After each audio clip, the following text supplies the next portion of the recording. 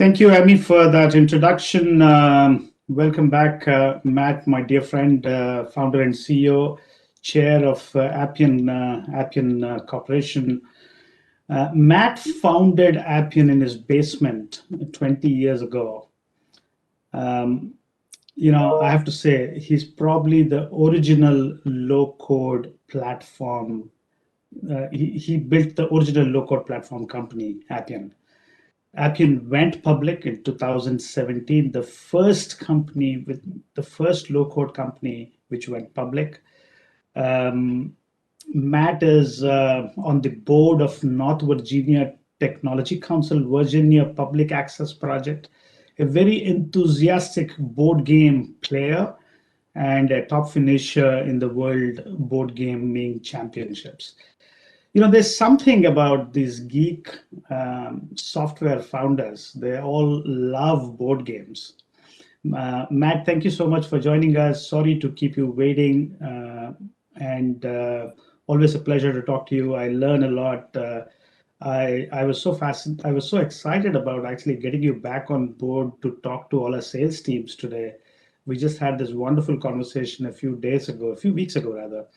And excited to bring you back to talk to our teams today. Oh, Ravi, let me say that it is a pleasure to be back on the line with you. I always enjoy our conversations, and thank you so much for the opportunity to speak with your sales team today. Thank you again.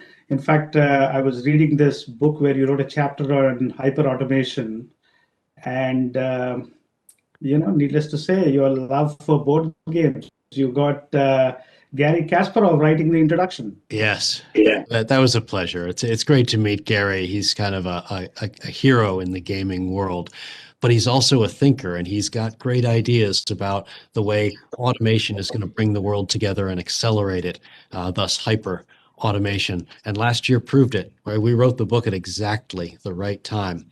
Last year, we saw slow companies wish they were fast companies, wish they could be agile. And we saw fast companies surviving because of their agility and then turning around and using that agility as a competitive advantage. The world's gone agile, and I think we picked just the right time to put that book out. Spot on, Pat, spot on. In fact, Matt, I want to ask you this question. It's on a lighter note. You are the original low-code platform guy. Now, everybody is talking about it. Yeah. Do you feel threatened, or do you feel, well, this is mainstream, bring it on, we are the originals? Actually, I love it. I love it that everybody's talking about low-code. We were the first. We went public the first. We've been writing about it for the longest. We own lowcode.com, and yet I absolutely welcome the participation, because every time a big firm talks about low code, I know that some of the people who hear what they say are going to look up for themselves and find out who's the best, and they're going to come back to us. So I feel like they're all doing us a favor in a way. Thank you so much, Matt. You spoke about fast companies and slow companies, and that distinction kind of the pandemic created a very distinctive set. Digital fluidity, clock speed, resilience are the talk of the town for every CXO. Yes. To keep their organizations ahead of the curve. Accelerated digitization, rapid embrace of physical products with digital front ends. How do you see Appian playing a role for these enterprises to stay relevant? You are absolutely right that digital fluidity is the most important theme going right now. We hear it from all of our customers. Everybody is looking for it. They're looking for ways they can become more flexible and adapt to change, and even, if possible, use change as an asset going forward. I've got a great digital fluidity story just to set the stage. In the last 4 quarters, our mobile usage on all our mobile apps is up by 19.7 times, not 19.7%, but it's multiplied by 19.7 times. And the reason is that Appian, as a low-code firm, is a vehicle for digital fluidity. We allow our customers to use the product in new ways. Either you could draw a new workflow and then you've created a new pattern, or you could just log on from a new device or use it in a new way and we're ready. So all of our apps were just ready to pivot when this new wave of mobile demand came along. Now, it just shows how profound the need for change was last year. Worldwide, the mobile usage went up for corporate applications by about 120%. But for ours, it went up by a factor of 20 times, roughly. So incredible need, yearning for change. And the world's just looking for platforms that can facilitate that. Also, they're running scared because we've just been through a shocking wave of change, the wave of change that hit us when the pandemic started, and we all know there's another wave coming. The wave that ends the pandemic is going to be extremely disruptive. It's going to take us to a place that we don't yet understand. New equilibriums, new business models, new delivery models, supply chain implications, personal interaction implications. We don't totally understand what we're getting into, but we do know it's change. And so the new normal is change. And so businesses are going to have to deal with digital fluidity, and they're going to have to get ahead in it as quickly as possible because it is the new battleground. That was such a fantastic outline of what digital fluidity is. Always something to learn from Matt.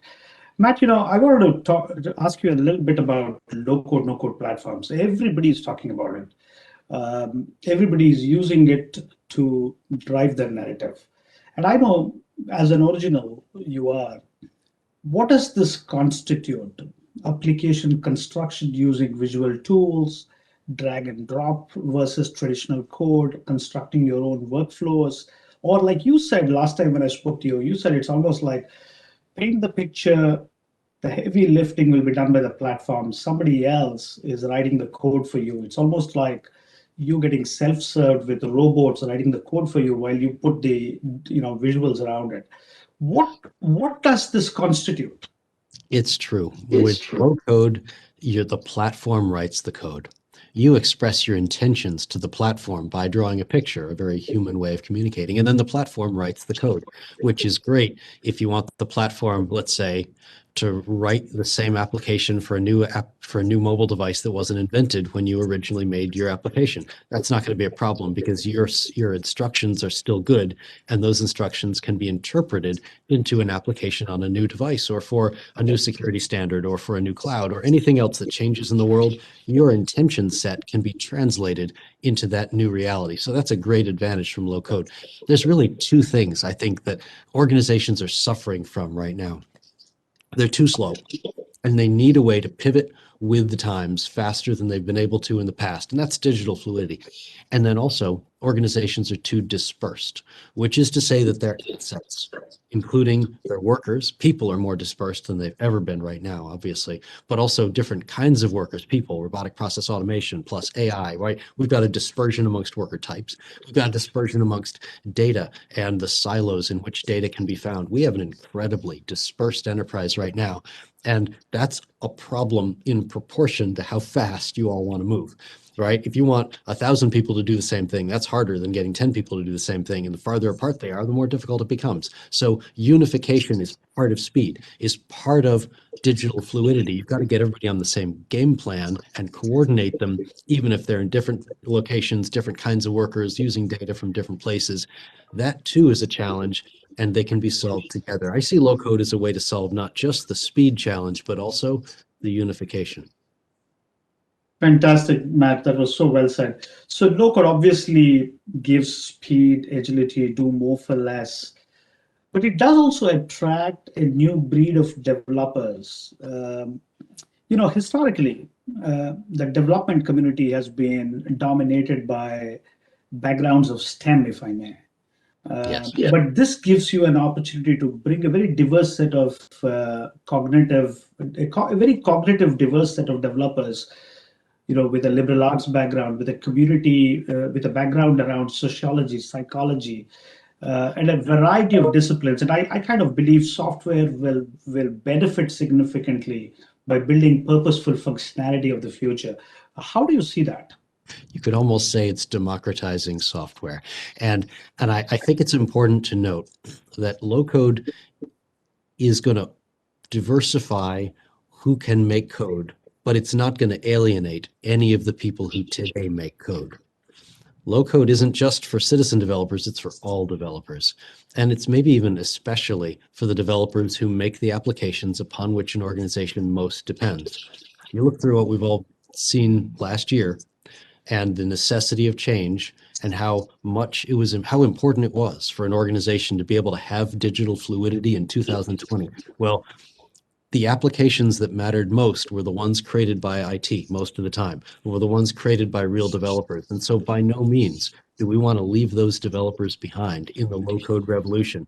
In fact, they're the developers who are going to benefit the most, because when we multiply their effectiveness by 10x, right, that means we're multiplying the most important applications by 10x. And at the same time, we're bringing the ability to develop to people who didn't used to have the ability to develop. And so I love it on both ends. And I don't want us to forget that the two of them come together in low code.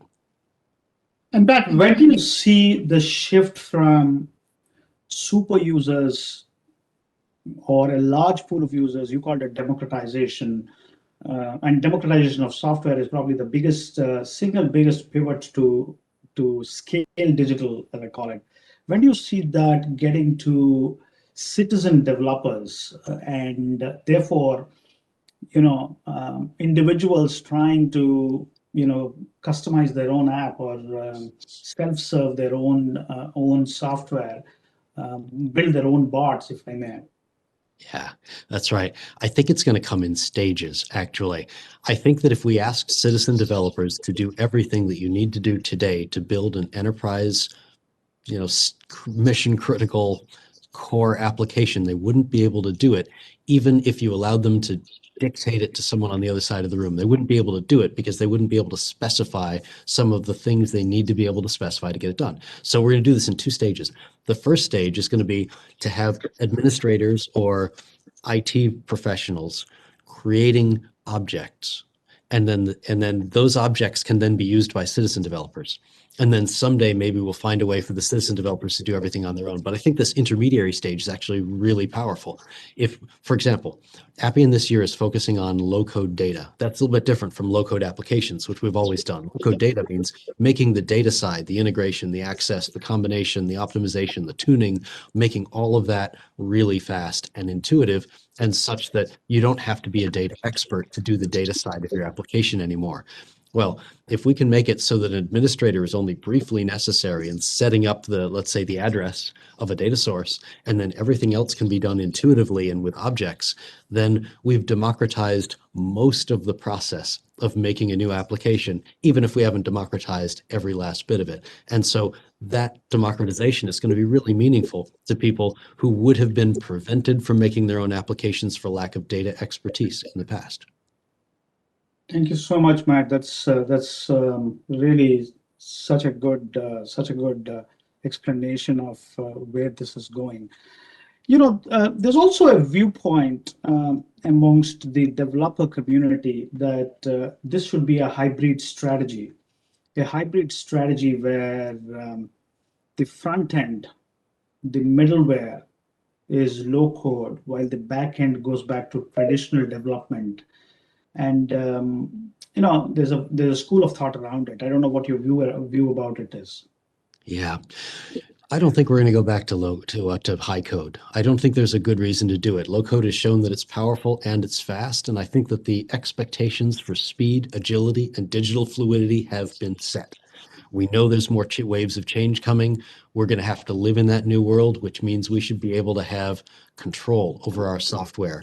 We should be able to steer it in new directions, consume it in new unanticipated ways. Low code's going to be the best for that. Let me give you an example of just a concept that's going to prevent us from living in the old way with regards to software. We're all familiar with technology debt, or tech debt for short. Tech debt essentially is what you pay to keep your old software up to date with the times. And sometimes it's just little patches or upgrades or integrations. Sometimes it's just the annoyance of dealing with an interface that's obviously out of date. All of these things together are tech debt. Well, tech debt, and this is my key point, is not a constant. It is proportional to the rate of change. And when we have years like last year, and like this year is going to be, we have upped the rate of change, and we have thus deepened the tech debt. It's like having the interest rate go up on like financial debt, right? It becomes worse. It becomes a lot worse. Now all your applications aren't just a little bit out of date, they're a lot out of date, and quickly. And considering how much organizations were already spending on technical debt for their applications. They can't afford for that interest rate to go up and for that tech debt to build up faster. So to propose a solution whereby part of an application is going back to the old ways and it's going to be difficult to change, difficult to update, not automatically usable in new ways. That sounds to me like an opening for bringing tech debt back. And organizations, I don't believe, are going to be able to afford that. Thank you, Matt. In fact, what do you believe is security as a concern for low-code applications, and therefore going more mainstream? In fact, 43% of vulnerability across the world happens on the app layer, the application layer. Yeah. How do you see that coming on the way for low-code applications to be more mission critical and more mainstream? Security is a major advantage for low-code platforms because old applications don't keep up to date well enough. If you wrote an application 5 years ago, it's probably less secure today than it was the day you wrote it, and that's where vulnerabilities appear. Low-code, however, keeps your security up to date. It actually becomes more secure as time goes on because the platform is always protecting you against new threats that have emerged even after you wrote the application. So it's an ever refreshing security barrier that protects your applications, unlike legacy apps, unlike apps that are written in non-low code means that tend to go out of date and are vulnerable to exploits that were written after they were published. So low code diminishes the security perimeter by uniting multiple applications, and it updates that security perimeter at all times because it's always upgrading automatically the applications you built on low code, keeping them safe against modern threats. So that is a great reason to use low code more frequently. Terrific. That was terrific. Let me squeeze in one last question for you, Matt. Appian had a very strong financial and customer performance last year, 2020. And a lot of it is attributable to the opportunity at hand, but more importantly, Appian seized that opportunity because of the culture you have and how employees scaled up to that need and to create successful outcomes in those hard times. What is that one cultural nuance you believe differentiates Appian and the install base of Appian, in some ways, the employees of Appian in these times? It's got to be our dedication to coming through for our partners. And by partners, I mean customers, our partners, and our employees. Anybody who works with us, we are absolutely devoted to being sure that they get a great outcome. And I want to mention, since you're on the topic, that we did just get a great outcome recently together, that Infosys and Appian partnered together. And I think it says wonderful things for our partnership. Our partnership is 7 years old. We've done, I think, 75 transformation projects together. You've got 500 going to 1,000 experts. It's a great partnership, but it's never been validated like it just was. And it says a lot, both about our ability to be a great team and also it's a signal that we are the team that can deliver digital fluidity. I hope it's the first of many, and I'm really excited about this achievement that we earned together. Thank you, Matt. Indeed, this is the first of the many. We are very excited about the partnership, very excited to work with your teams. We have great chemistry in the market. I personally feel low-code platforms will rule the software world. Software is going to go modular, infrastructure is going to go big, as I say. And companies like Appian, which were the originals in many ways of this whole revolution which has started, will benefit significantly. And thank you, Matt, for your leadership. And every time I've interacted with you, I've actually, been enriched with learning. And I continue to stay excited about the prospects of Appian and the Infosys partnership. Well, it's always terrific to speak with you, Ravi. I appreciate your vision and your hospitality. Thank you again so much. Thank you, Matt. Thank you for joining us today.